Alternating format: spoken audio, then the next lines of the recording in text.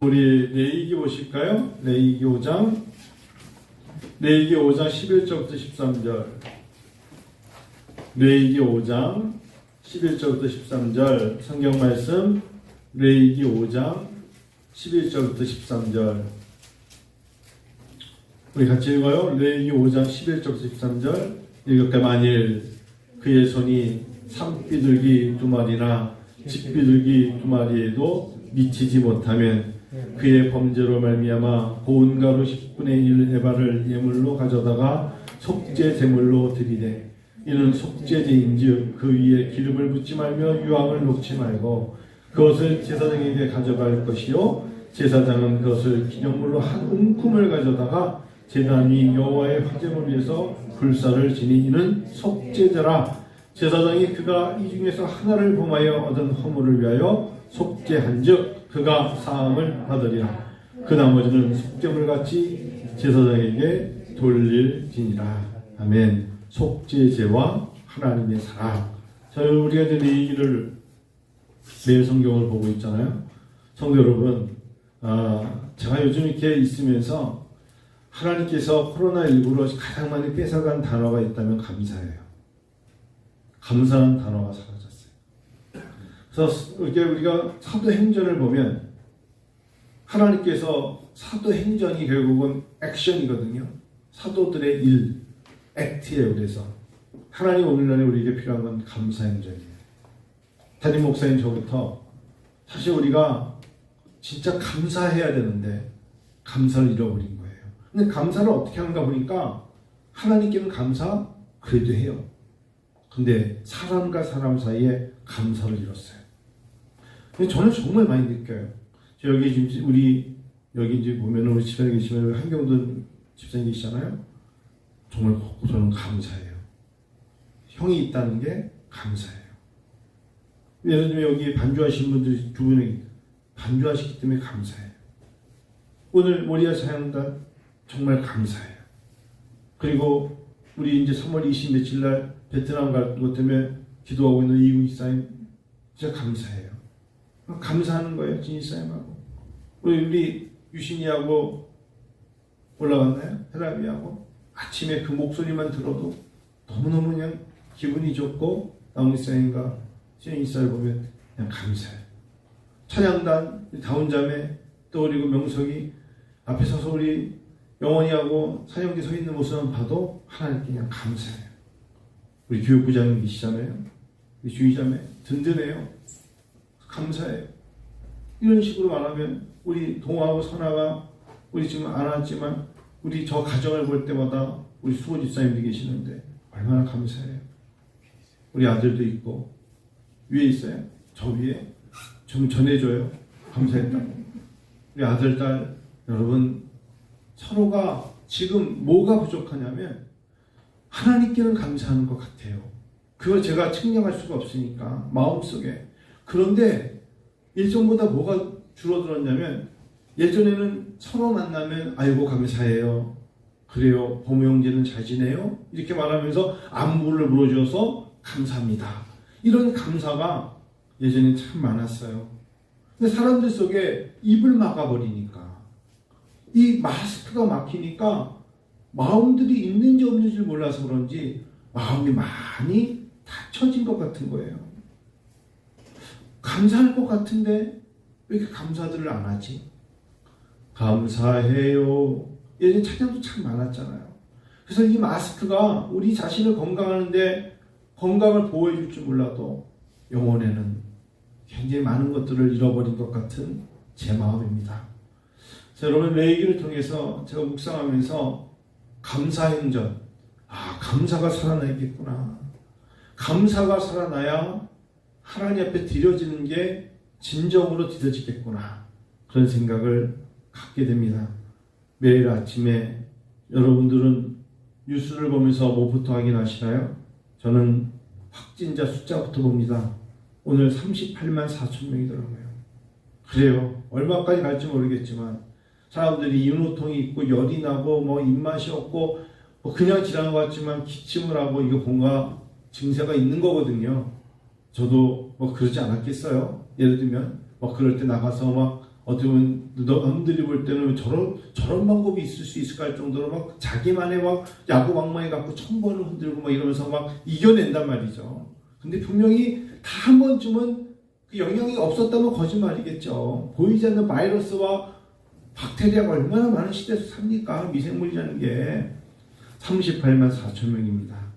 이런 이야기를 곧 멈추게 될 날이 오기를 기대합니다. 그리고 이제 일상으로 돌아가서 진짜 얼굴들을 보여줄 그날이 다가올 줄로 믿습니다. 여러분, 요즘 우크라이나 사태를 보면서 아마 M세대 뭐 이런 세대들에게 말하는 것보다 저도 전쟁을 안 겪었습니다만 전 어릴 적에 동네에 팔이 없고 다리가 없어서 팔에 이렇게 의족 같은 거를 하고 다니면서 넉마를 이렇게 메고 다니면서 종이를 줍는 분들 제 어릴 적에는 봤어요. 예를 들면 어릴 적이면 45년 전에 제가 10살이었다면 45년 전에 동네에 여러분 정말 전쟁을 그것이 6.25 전쟁의 끝판이던 아니면 뭐 진짜 어려움을 겪은 사람들이 그리고 학교에 가면 보훈 대상에 선생님들이 다 물어보면 각 반에 한 명씩은 대상자가 있었습니다. 하다못해 큰아버지든 작은아버지든 아니면 아버지든 있었어요. 그래서 전쟁이라는 게 저는 그렇게 제 세대는 아니지만 정말 느껴지는 체감이 좀 있어요. 그래서 이렇게 우크라이나 사태를 보면서 저는 아기를 안고 피난하는 사람들을 보면서 얼마나 힘들까. 거긴 더 춥겠죠, 우리보다. 눈보라가 치던데 거기서 아이를 안고 짐은 얼마나 들고 피신하겠습니까? 제가 그런 걸 보면서 우리나라가 6.25 전쟁을 겪은 후 하나님이 이 나라 이 민족에 이 정도까지 이렇게 살 수 있는 길을 여시니가 누구실까? 하나님이시라는 것을 저는 믿습니다.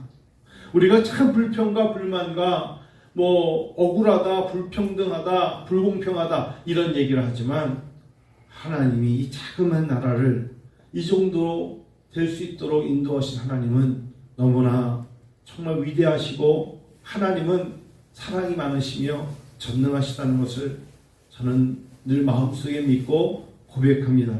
제가 한번 조사를 해봤어요. 6.25 전쟁을 겪을 때 그 전쟁 속에서 한국교회는 어땠을까? 오미크론을 겪으면서 코로나 팬데믹을 겪으면서 한국교회와 한번 비교를 해보고 싶어가지고 자료를 막 조사해 보니까 진실화해를 위한 과거사 정립위원회, 그러니까 진실화해회의죠. 거기에 보고서가 있는 것이 최근에 있다는 것을 서울신학대학교 박명수 교수님 팀이 조사한 것을 발견하게 됐어요. 그분들이 조사한 거 보니까 이제 막 북한이 내려왔다가 이제 메가더로 말미암아 다시 후퇴하게 됐을 때, 쉽게 말하면 그들이 이제 빨치산이겠죠. 지리산까지 내려갔다가 다시 밑에 특별히 호남 지역에서 있었던 이 북한 계례군들이 이제 북으로 도망갔을 때 그들이 어떤 일들을 했을까 보았거든요. 6.25 전쟁 직후 기독교 탄압 학살 연구에 따르면 유엔군의 인천 상륙 작전 이후 이루어진 북한군의 퇴각 과정에서 북한군 점령 지역에서의 종교인 학살이 이루어졌다는 보고가 있다. 연구 결과에 따르면 1950년 9월 같은 해 10월까지 약 한 달 동안입니다. 북한군에 의해 희생당한 개신교인이 1026명이었다. 살해 수법도 다양했다. 충남 논산에 소재 있는 병촌교회에서는 북한군과 공산당원들은 예수를 믿으면 다 죽이겠다고 협박하고 교인들을 삽으로 내쳐 죽였다. 삽, 몽둥이, 죽창 등으로 구타하고 구덩이에 파묻었다. 전북 김제 소재는 만경교회에서는 교인들을 쇠망치로 때리거나 죽창으로 찔러 죽인 후 그 시신들을 그나마 있는 사람들이 못 먹게 하려고 우물에 던져버렸다. 전북 정읍에서는 정읍경찰서에 유치장에 감금된 정읍교회 교인 167명을 불태워 죽였다. 그리고 150명은 집단 학사로 인근 폐광에 매장했다. 여러분, 이게 지금 이야기인데요. 충남 논산의 병촌교회는 그해 9월 27일부터 이틀간 이 교회 신자 66명이 살해되었고 기독교 집단 피해 가운데 가장 많은 희생자를 낸 전남 영광군 염산교회에서는 예배 도중에 77명이 살해됐어요. 예배 온 사람들 다 죽인 거예요. 영광에 있는 야월교회에서는 예배 드리는데 65명을 죽였고 법성교회에서는 7명, 백수교회에서는 38명, 영광군에서만 186명이 예배 드리는 도중에 잔인하게 죽임을 당했다. 여러분, 제가 가서 이 교회들을 다시 들여다봤더니 하나님께서 피 흘려주신 그 교회들이 지금 다시 교회당도 다시 재정비하고 그 지역에서 하나님의 교회로서의 역할을 감당하는 교회로 있어요. 북한계례군들이 그들이 가면서 잔인하게 죽였다고 교회가 없어지지 않았다는 거예요. 하나님은 그 교회들을 오히려 살리셨어요. 제가 더 조사해 보니까 그래서 논산병정교에서 66명, 김제만경교에서 15명, 정호두암교에서 22명, 영광 아까 말씀 영광 염산교회 77명, 영광 야월교회 65명, 영광 매월교에서 40에서 50명, 영암 구림교에서 25명이 더 죽었다는 보고서를 접하게 됩니다. 이 어려움 속에서 그 어려움을 디디고 아버지가 죽고 할머니가 죽고 형제가 죽으면 하나님을 원망하며 교회가 폐쇄되고 불타버리고 없어질 줄 알았는데 오히려 그 와중에서도 그 다음 주에 죽은 시신들을 모아서 하나님께 눈물은 있었지만 예배를 드리고 다시금 하나님의 미랄이 땅에 떨어져 죽는 것이 아니라 다시 열매를 맺는다는 것을 보여줬던 사람들을 말미암아 그동안 한국 교회가 하나님의 은총을 받고 하나님의 자비와 긍휼로 우리의 너무나도 허다한 죄를 아시는 하나님께서는 피 흘림이 없은즉 사하심이 없었던 예수님의 음성처럼 우리에게 자비와 긍휼을 베푸셨던 것입니다. 그래요. 은혜와 아버지 함께 성도 여러분, 우리가 때로는 좀 어렵고 힘들고 지칠 때, 이럴 때 기도가 막히지 않고 찬양이 올려지며 말씀으로 통하여 우리가 무장될 때 하나님은 역사하실 줄로 믿습니다. 더 감사하십시다. 레위기를 살펴보면 하나님께서는 죄에 대하여 아주 구체적으로 언급해 주십니다. 죄의 개념이라기보다 이것이 여호와 하나님이 싫어하시는 것이다. 이것은 피해거라. 근데 우리가 살다 보면 알고 잘못을 저지를 수도 있지만 잘못인 줄 몰랐다가 나중에 깨달을 때도 있습니다. 속죄제는 그야말로 이런 이야기입니다. 복수적인 공동체를 향한 하나님의 자비입니다.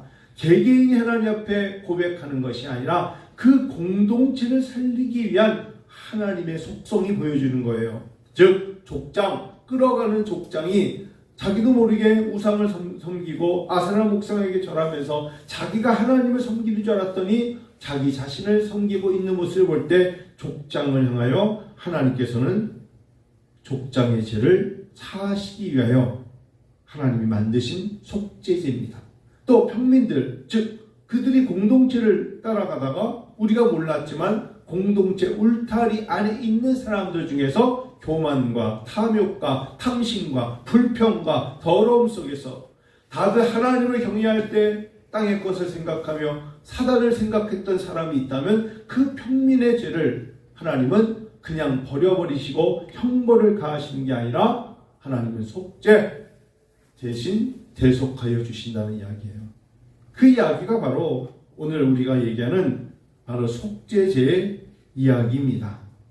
성도 여러분, 저는 이 속죄제를 보면서 하나님은 참 정말 예민하시고 아주 명확하시며 구체적이시구나. 하나님께서는 그냥 저 사람은 그런 인간이야, 그냥 내버려도 이렇게 말씀하지 아니하시고 정말 하나님은 그 사람 한 사람까지도 예민하게 보시며 친밀하게 보시는구나. 한국교회가 개인주의에 빠져버리다 보니까 서구의 미국의 개인주의가 사람들 속에 들어오다 보니까 자기들에게 뭐가 없어지냐면 개인적인 자기 표현은 강할지 몰라도 책임에 대한 책임이 약해졌죠. 그래서 우리도 모르게 어느 순간에 이제 커뮤니테리아니즘, 즉 공동체주의가 살아나야 된다고 말하는 사람들이 이제 20세기 후반에 등장하지 않았어요? 그 대표적인 사람이 여러분 잘 아시는 마이클 샌델이에요. 이렇게 가면 미국이 무너진다는 거예요.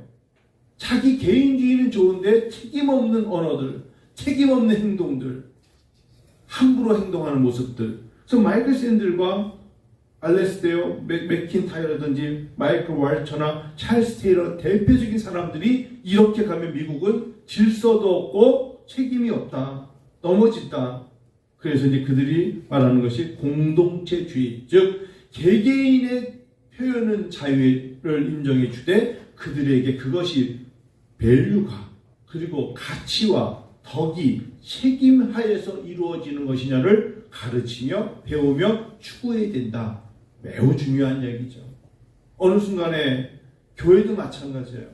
개개인의 자기들의 표현을 인정해 주되 하나님의 법치의 도리, 하나님이 웃으라 하면 웃고 찬양하라면 찬양하고 하나님이 지키라면 지키면서 나가는 하나님의 덕목, 하나님이 원하시는 가치를 우리가 추구할 때 여러분 누가 성공한 사람입니까? 라고 물어보면 뭐라고 대답하겠어요? 성공이라는 단어가 하나님의 마음에 합한 자가 성공이 될 줄을 믿습니다. 하나님의 마음에 합한 자가 아닌 사람이 돈이 많고 명예가 있고 성공했다고 한들 우리가 부러워할 것이 안 되는 것이 그들의 인생의 최후가 참 비참하게 끝이 없기 때문이에요. 저는 그 예전에 학교에서 그 이몽택이라는 사람이 쓴 90년생이 온다, 82년생 김정보다 저는 이 책이 더 요즘 이번 선거를 보니까 더 와닿아요. 90년생이 온다. 그러니까 어찌 보면 이게 밀레니엄 세대 아니겠어요? 1990년 1년, 2년, 3년부터 2000년생까지 이번 선거에서도 뭐 20대, 30대 여심 이런 얘기하는 것들이 어찌 보면 이 사람들이 굉장히 합리적인 사람들이에요. 솔직한, 눈치 보지 않는 정직함, 그러나 섬길 줄 알아야 되는 이들에게 필요한 건 뭐냐? 자기 표현은 좋지만 뭐가 필요해요? 대신에 책임감이 따라가야 된다. 자기가 표현한 만큼 책임을 져야죠. 자기들이 표현한 만큼 자기들이 책임을 질 것을 기대하는 거죠. 82년생들과 90년생이 이렇게 다른 줄 몰랐어요. 하물며 60년대생인 저희가 뭘 알겠습니까? 많이 차이가 있죠. 그래요. 하나님 앞에 정직이란 단어가 어쩌면 어떤 사람에게는 어니스트가 되지만 어떤 사람에게 인테그리티가 될 수도 있어요. 정직하다는 게 뭐에 대한 정직이냐? 자기 자신의 마음에 있는 걸 드러내는 게 정직이냐? 그럼 약해. 너무 약하다는 표현이 볼 수도 있고 그것은 꼭 동정일 수도 있어요. 정직은 도대체 뭐냐? 이게 어쩌면 80년생들과 90년생들은 이렇게 차이가 다를 수 있을까? 제가 알기로 이 이몽택 분이 이런 글을 쓴 것이 이해가 들어요. 80년생들, 여러분 80년생 있잖아요. 80년 이전의 사람들은 그래도 어른이 오면 일어나서 인사를 하며 커피를 권했다는 거예요. 제가 커피 사다 드릴까요?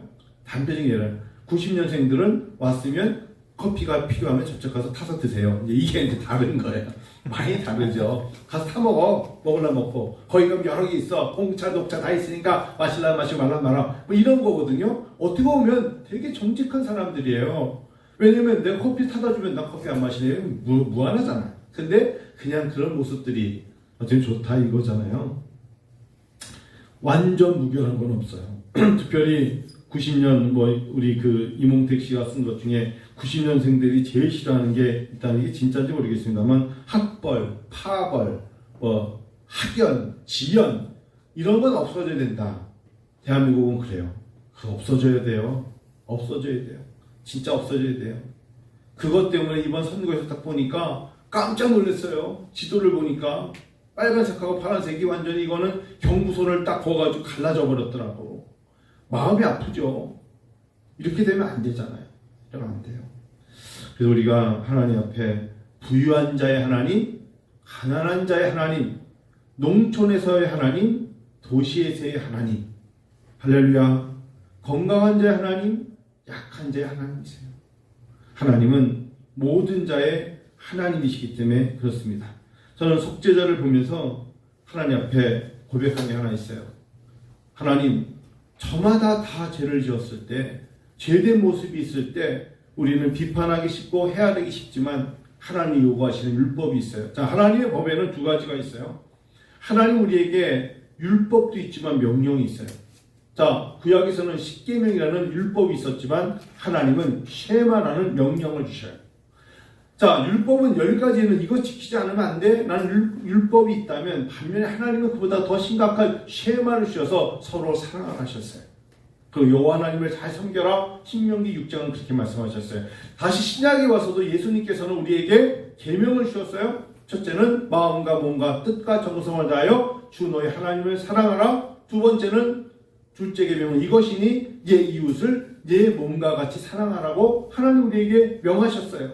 우리는 자꾸 율법에만 몰두하다 보니까 율법을 못 지킨 사람들을 정죄합니다. 그런데 하나님은 율법도 중요하지만 하나님 우리에게 명하신 명령을 지켜야 돼요.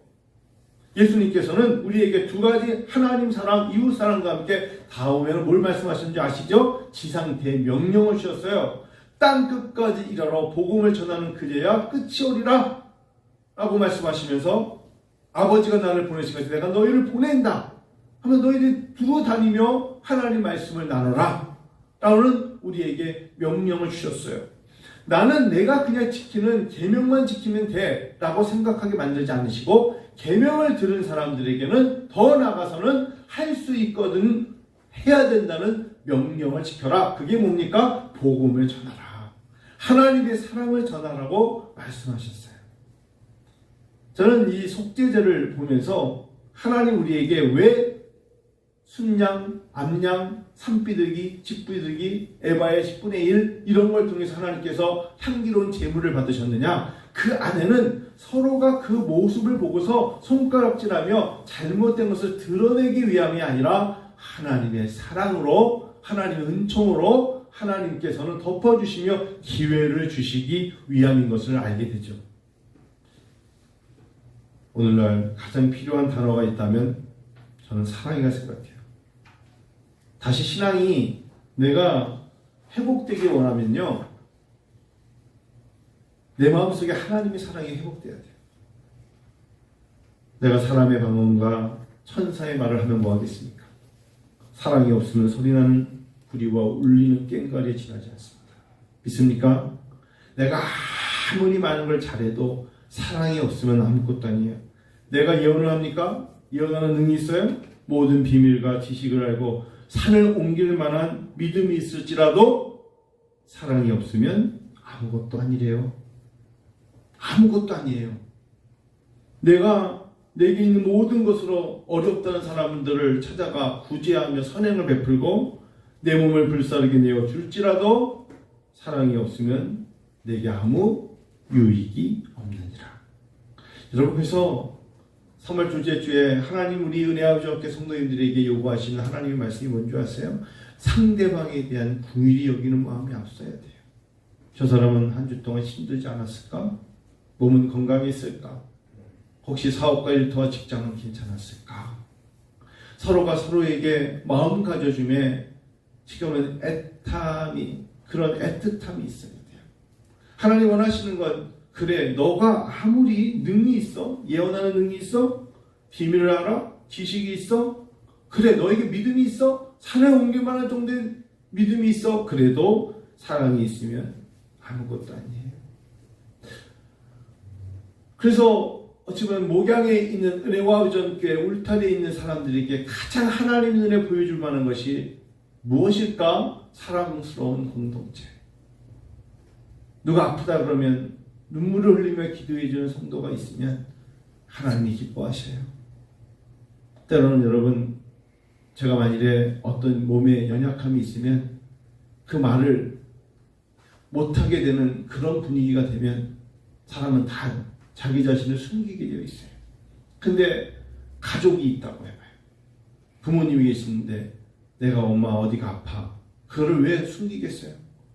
오히려 보듬어주고 기도해주고 애타는 마음이 있는 그 공동체가 진정 하나님 원하시는 공동체예요. 그래서 주님께서 연약한 육체를 가진 자들을 38년 된 병자를 찾아가셔서 치료하시고 거지 바디메오를 만나주시고 안진뱅이를 일으키시며 정말 구차하다는 사람들을 만나서 역사하지 않으셨겠어요? 그 안에 무엇이 있을까요? 하나님의 눈물이 있었고 주님의 정말 진정한 사랑이 있었어요. 오늘날 우리도 모르게 많은 훈련이 있어요. 제자훈련도 있고 청지기 훈련도 있고 정말 우리가 훈련이 없고 성경 공부가 없어서 성경과 관련된 지침서가 없어서 내 마음에 시험이 옵니까? 아니잖아요. 마음속에 왠지 모르게 냉랭해지며 사랑이 떠나가니까 어떤 이야기를 들으면 정말 길을 가다가도 멈춰서 모조품이 아니라 진실한 마음으로 하나님 앞에 그 이야기를 듣는 순간 무릎을 꿇어지는, 누가 아프대요, 누가 수술대에 오는데요, 누가 지금 이렇대요, 그 이야기를 듣는 순간 내가 아팠을 때 내 모습이 떠오르고 나의 좌절과 이러다가 내가 끝나나 보다 라는 자기 인생의 한계를 느꼈을 때 웃음을 멈춰버리고 하나님 앞에 기도하는 그곳이 하나님의 역사가 임하지 않겠어요? 그게 하나님 원하시는 사랑의 마음이에요. 그게 없으면 울리는 꽹과리예요. 그게 없으면 구리와 울리는 꽹과리가 되고 아무것도 아니면 유익이 없다는 것입니다. 은혜와 아버지 성도 여러분, 우리가 속죄제며 번제며 여러 가지 제사를 하지만 드려지는 제사의 제물에 흠이 없어야 돼요. 모조품은 안 돼요. 여러분 모조품 생각나세요? 모조품 얘기하니까 조나단 에드워드가 생각나는데, 여러분 한번 이런 글이 있어요. 사랑의 모조품. 미국의 기독교 역사에 가장 뛰어난 신학자였던 평가받은 조나단 에드워드가 사용한, 그는 설교할 때마다 사랑의 모조품이라는 단어를 많이 썼어요. 자, 기독교의 매우 중요한 덕목인 사랑에, 여러분 사랑이라는 단어에는 모조품이 있을까요? 없을까요? 사랑이라는 단어는 모조품이 있을까요? 없을까요? 이 질문을 항상 조나단 에드워드는 설교 때 물어봤답니다. 성도 여러분, 사랑에 모조품이 있을까요? 없을까요? 답은 조나단 에드워드는 있다. 조나단 에드워드가 있다, 그것도 매우 많이 있다라고 말하며 그가 설명했습니다. 여러분 그렇죠. 길가에 돌을 보면서 모조품, 누가 그걸 이 돌을 보니까 모조품이네 그렇게 말할 사람 어디 있겠어요? 철이나 동을 흉내낸 모조품과 반면에 금이나 은을 흉내낸 모조품 가운데 어떤 것이 더 모조품이 많을까요? 당연히 금이나 은같이 더 귀한 물건을 흉내낸 모조품이 더 많죠. 사람들은 흔하게 길가에 놓여있는 돌멩이의 모조품은 만들지 않습니다. 그 대신 다이아몬드나 루비와 같은 값진 물건의 모조품은 많이 만들죠. 사랑도 마찬가지입니다. 사랑이라는 덕목은 우리의 삶의 신앙에 너무나 중요한 덕목이기에 그 중에 제일은 사랑이라 선언할 정도로 가장 귀한 덕목이기에 그만큼 뭐가 많아요? 가짜도 많고 모조품이 많아요.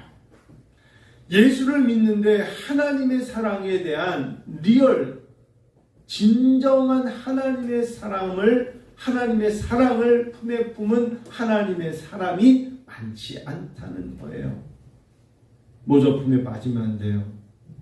성도 여러분과 제가 하나님의 사랑을 진정 고백하는 하나님의 자녀 되기를 원해요. 흉내만 내는 사랑의 모조품, 그는 너무나 큰 차이가 있을 거예요. 혹시 여러분들에게 이 귀로 듣고 이쪽으로 흘러나가는 사람들은 모조품일 가능성이 참 많아요. 들었을 때 가슴에 와서 눈물이 눈에 나오는 사람은 모조품 아닙니다. 그 사람에는 하나님의 영이 임한 것입니다. 하나님의 신이 임한 것이에요. 어떤 이야기를 어떤 사람이 말할 때는 굉장히 힘들게 말할 때가 있어요.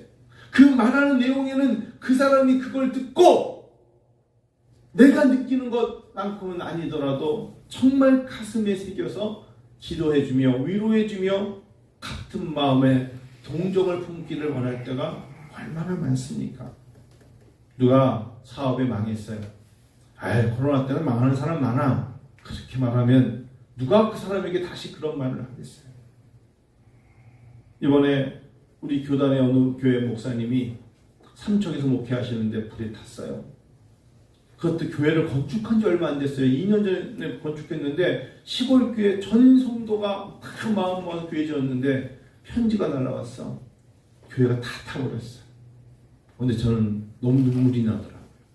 왜 교회를 지을 때 그 마음 생각이 났어. 성도들이 그거 교회를 지으면서 얼마나 감사했겠어요. 근데 불에 다 탔어요.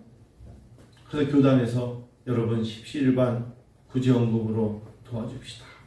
그런 얘기를 들어요. 제가 이번 주 금요일날, 다음 주 금요일날 중국 학우들을 만나는데 금요일 오전에 코로나19가 우리에게는 어렵지만 중국에게는 그야말로 지금 이 겨울올림픽, 패러올림픽까지 북한은 어느 정도 통제냐면 정말 시진핑이라는 사람이 그들에게는 사단 같은 거예요. 사단. 교회를 다 죽이는 거예요. 모이면 죽이는 거예요. 얼마나 통제가 강한지 이건 문화혁명 때보다 더 심하다고 얘기를 해요. 그 이야기를 듣는데 마음이 너무 무겁더라고요. 말씀을 마칠게요. 시간이 많이 지나서. 여러분, 우리가 종말의 때를 살아갑니다. 예수님의 한 구절, 사도 바울의 편지 한 줄 구절을 우리가 잊지 마세요. 보이는 형제를 사랑하지 않고 보이지 않는 하나님을 사랑한다는 것은 거짓말이 아니었어요. 사랑하는 형제를 우리가 말로 여러 번 사랑하지 말고 행함과 진실함으로 하자 그랬어요. 세 계명을 너에게 주노니 서로 사랑하셨어요. 사랑은 위대한 힘이 있다 그랬어요.